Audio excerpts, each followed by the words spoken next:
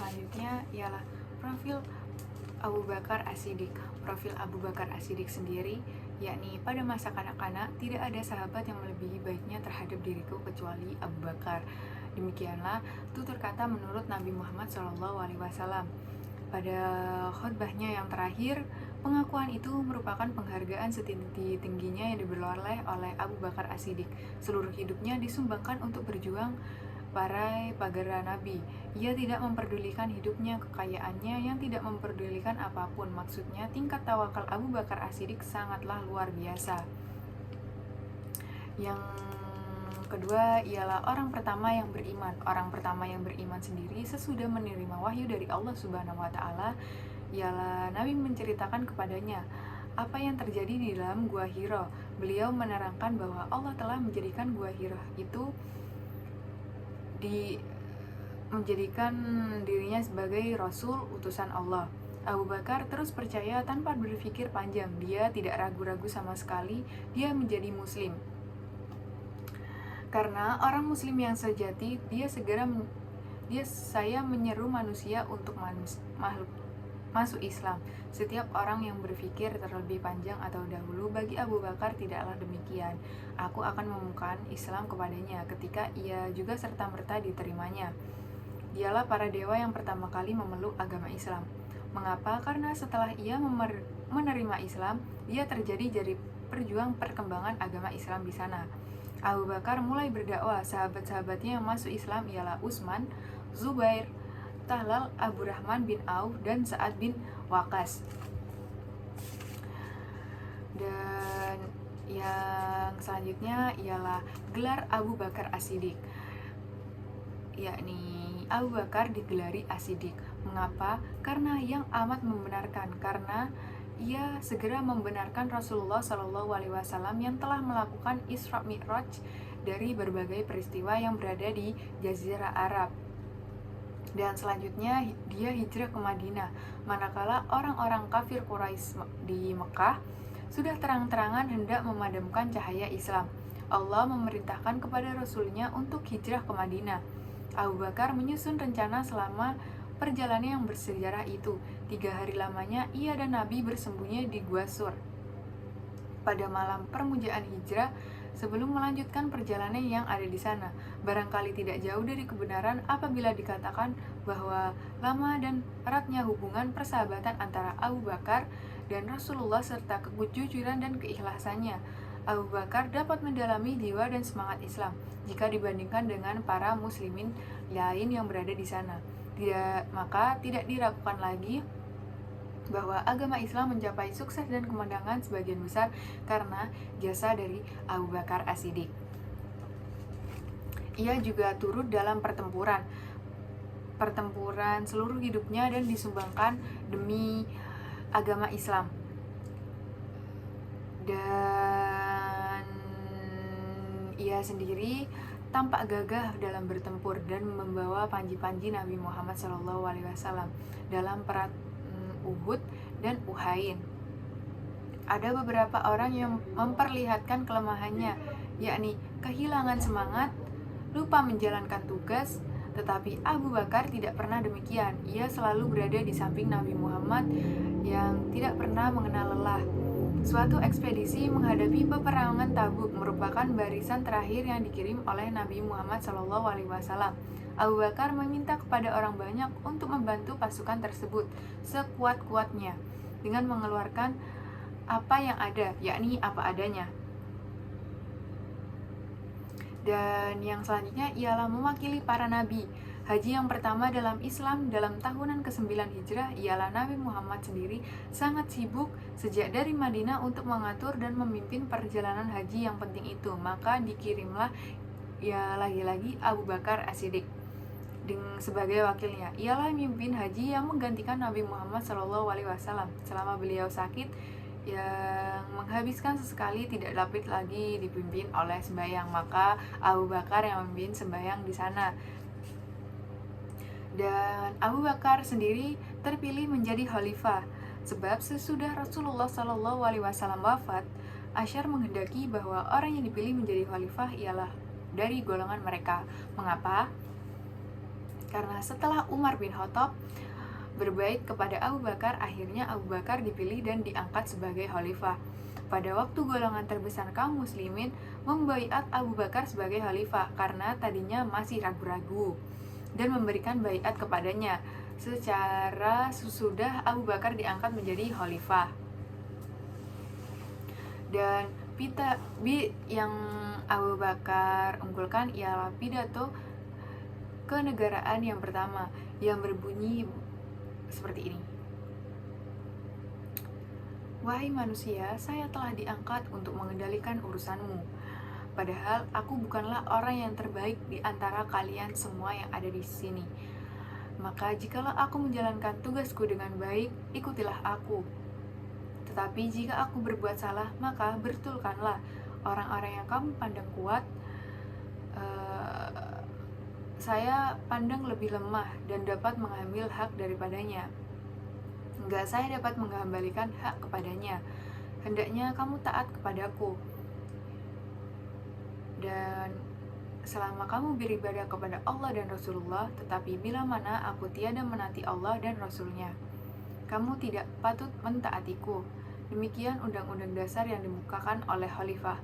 Yang pertama kepada rakyat, yang pada hari pertama pemerintahannya. Abu Bakar telah memperlihatkan tindakannya dengan bukti-bukti yang nyata bahwa pemerintahan Islam ialah pemerintahan rakyat dari rakyat untuk rakyat itu sendiri. Dan yang selanjutnya di sini saya akan menjelaskan tentang sifat-sifat Umar bin Khattab. Tidak diragukan lagi bahwa Umar adalah manusia yang paling agung, di mana kekuatannya mampu melahirkan kebaikan. Umar ialah contoh sebagai seorang manusia yang memiliki ketinggian akhlak. Dari contoh manusia yang memiliki ketinggian akhlak ialah dirinya sendiri. Umar dikenal sebagai orang yang pencemburu. Mengapa?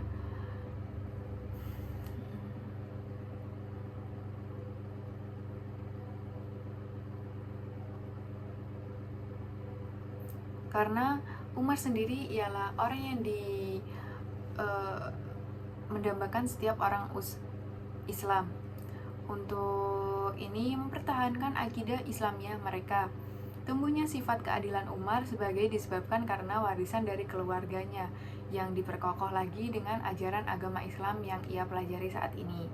Umar dikenal sebagai khalifah yang selalu berhati-hati dan cermat melaksanakan keadilan yang ia ingin tindakan dilakukan oleh sikap-sikap keraguannya, atau yang biasa disebut dengan subhat.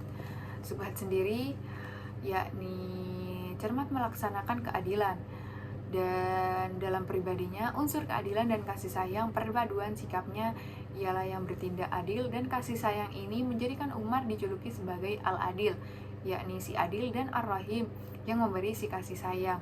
Sifat Umar keras hanya dilakukan ketika menjalankan tugas keadilan dan kebenaran, tetapi ia selalu memelihara keadilan dan menjujurkan atau yang mempunyai janji yang sangat jujur. Dan pantaslah bagi Umar mendapatkan gelar Al-Faruq, yakni pemisah hak dan batil.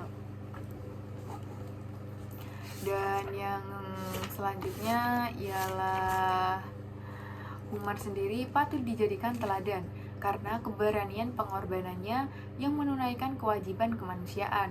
Walau pada detik-detik terakhir menjelang kematiannya sekalipun, selama nafas masih berhembus, tiada kata akhir baginya menyampaikan risalah suci agama Islam.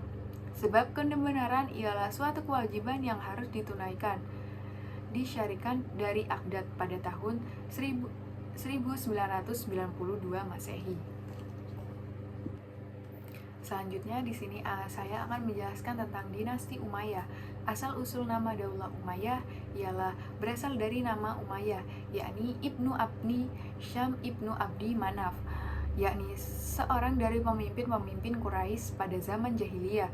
Umayyah bersaing dengan pamannya, yakni Hashim Ibnu Abdi Manaf, untuk memperebut pemimpinan kehormatan dalam masyarakat pada bangsanya. Bani Umayyah yang tegas pada masa Rasulullah sendiri, yakni menjadikannya sebagai suatu permusuhan. Di antaranya ialah yang pertama, yakni takut kedudukan mereka dalam masyarakat diambil oleh Rasulullah SAW karena ia keturunan Bani Hasyim. Dikiranya Rasulullah ingin mencari kedudukan. Dan yang kedua ialah ajaran-ajaran yang dibawa Rasulullah SAW, yakni ajaran Islam yang bertentangan dengan agama nenek moyang mereka, yakni pada agama jahiliyah. Tetapi mereka terpaksa menyerah dan masuk Islam karena pengikut Rasulullah makin lama makin banyak. Mengapa? Karena kebenaran ajaran yang dibawa Nabi Muhammad, yakni ajaran agama Islam. Kota-kota Mekah yang ditaklukkan kaum muslimin yang banyak di sana ialah orang kafir Mekah yang berhamburan masuk Islam. Dan untuk perluasan Islam pada masa Daulah Umayyah ialah pada masa Khulafaur Rasyidin. Islam meluaskan wilayahnya untuk mengajak manusia ke jalan yang benar. Untuk mencapai tujuannya itu, memerangi orang kafir Quraisy yang menghalanginya dan tidak menerima dakwah Islam di sana. Motif peperangan dilancarkan untuk menaklukkan negara, tetapi sedikit sekali jihad fisabilillah. Masa gemilang ini dalam perluasan daerah sesama Muawiyah ibnu Abi Sufyan dan tahun-tahun terakhir pemerintahan Abdul Malik ibnu Marwan. Tetapi pada masa pemerintahan bukanlah dipegang oleh para khalifah-khalifah di sana atas pengaklukannya ialah kemunduran dirinya. Daerah timur yang dipengaruhi oleh Bani Umayyah adalah antara lain ialah yang pertama ialah kerajaan Usrusanah yang di sebelah kota timur Farghana. Yang kedua ialah kerajaan Tukaristan, yakni ibu kotanya Syayuman di utara Sungai Jihun. Yang ketiga ialah kerajaan Suhanian, yakni ibu kotanya Sauman di utara Sungai Jihun.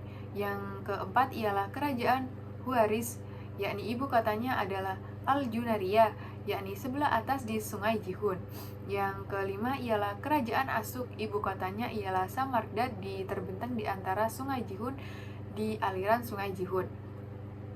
Yang keenam ialah kerajaan Farghana, yakni ibu kotanya ialah Hujana dan atau Kasian di kiri kanan Sungai Jihun.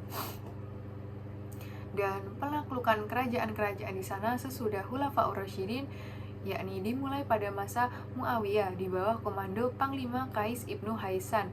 Beliau ini selain dari jabatan beliau sebagai panglima, ia merangkap juga sebagai gubernur Khurasan.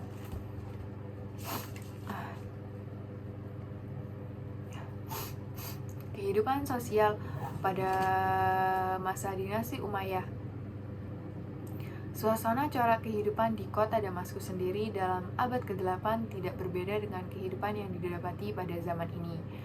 Dapat dilihat seseorang penduduk Damaskus sendiri berpakaian celana longgar seperti merah yang lancip dan serba besar. Ia berjalan di lorong-lorong sempit dan tertutup dari atas hingga samping seorang Badawi yang kulitnya dibakar oleh sinar matahari. Yang terkadang dapat pula di sana ialah orang Irfayani atau Perancis yang berpakaian seperti orang Eropa. Dapat dilihat sebagai penduduk yang kaya, menunggang kuda berpakaian sutra putih yang bernamakan aba, yang bersenjata pedang atau tombak. Beberapa wanita yang semuanya memakai telekung di sana, menyeberangi jalanan yang lagi-lagi diam atau mengintip celah-celah terali dan jendela rumahnya, memandang ke arah-arah toko dan pekan-pekan di kotanya. Para penjual limun dan juada-juada berteriak menyaingi hingga bingar suara ditimbulkan dari keledai-keledai onta yang berada di sana. Dan tiap-tiap rumah juga selalu terbentang dari jalan masuk ke suatu halaman ke dalam halaman lainnya. Di tengah-tengah halaman itu biasa didapati yakni bak air dengan sebuah pancaran air yang sewaktu-waktu menimbulkan titik-titik air yang mengepul. Kamar-kamar rumah yang berada di sekitar halaman yang ditutup oleh pagar-pagar di sana, dinasti Umayyah mengadakan suatu sistem pembagian dalam kota Damaskus dibandingkan kota yang kini masih terpakai. Untuk penggolongan pada masyarakat dinasti Umayyah ialah golongan muslimin, golongan yang tertinggi yang memegang kekuasaan yang dikepalai oleh anggota-anggota istana khalifah dan kaum ningrat. Pada penakluk Arab jumlahnya dapat dipastikan antara 2000 sampai 45 orang di sana. Dan perkembangan yang terjadi pada masa dinasti Umayyah ialah perkembangan ilmu pengetahuan, perkembangan pemerintahan, lambang dinasti Umayyah, seni bangunan, kertas, atau perkembangan keagamaan, dan keruntuhan dinasti Umayyah sendiri penyebabnya ialah dilanda yang pertama dari kezaliman, nepotisme atau kekerasan, pengkhianatan, desintegralisme, keduniawian, dan sejenisnya. Akibat kelalaian para penguasa, kelalaian inilah yang disebabkan dangkalnya semangat Islam karena tergedus kehidupan istana yang serba mewah. Selain itu, kehidupan kekuatan otoritas sangat berbahaya jika berada para penguasa tidak amanah. Hal ini dialami oleh Daulah Umayyah yang berkuasa selama 90 tahun di sana dan tidak mampu mencapai standar persamaan dan keadilan pada masa Islam.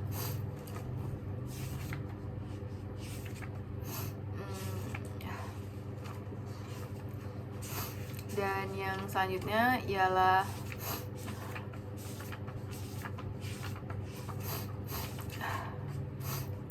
pada masa Turki Utsmani, yakni Asia Kecil. Akhir dari sejarah Islam, yakni Syam Utara, ialah perbatasan Asia Kecil. Wilayah Asia Kecil sendiri menjadi daerah perbatasan antara kaum muslimin di sana dengan orang-orang Bizantium, Nasrani. Asia Kecil sendiri menjadi daerah perebutan antara kaum muslimin dengan orang-orang Bizantium di sana. Keadaan ini terbukti dari setelah datangnya masa pemerintahan Bani Saljuk. Pada tahun 1071 dalam perang Milas-Kurt, Bani Saljuk berhasil memasuki wilayah Asia Kecil dan mengusir orang-orang Romawi yang berada di sana. Kemenangan Bani Saljuk menguasai wilayah Asia Kecil ini didukung oleh orang-orang Turki Utsmani, dan mereka diizinkan mendiami wilayah Asia Kecil, dan penguasa Bani Saljuk dengan imbalan jasa atau bantuan melawan pemerintahan Bizantium. Asal-usul Turki Utsmani sendiri yakni berasal dari keluarga Kabay, yang salah satu ialah kabilah Al-Ghozas Al-Turki yang mendiami daerah Turkistan. Sulaiman ialah para pemimpin yang membawa kabilah ke Asia Kecil sesuai perang Milas-Kurt. Di tengah perjalanan Sulaiman meninggal dunia di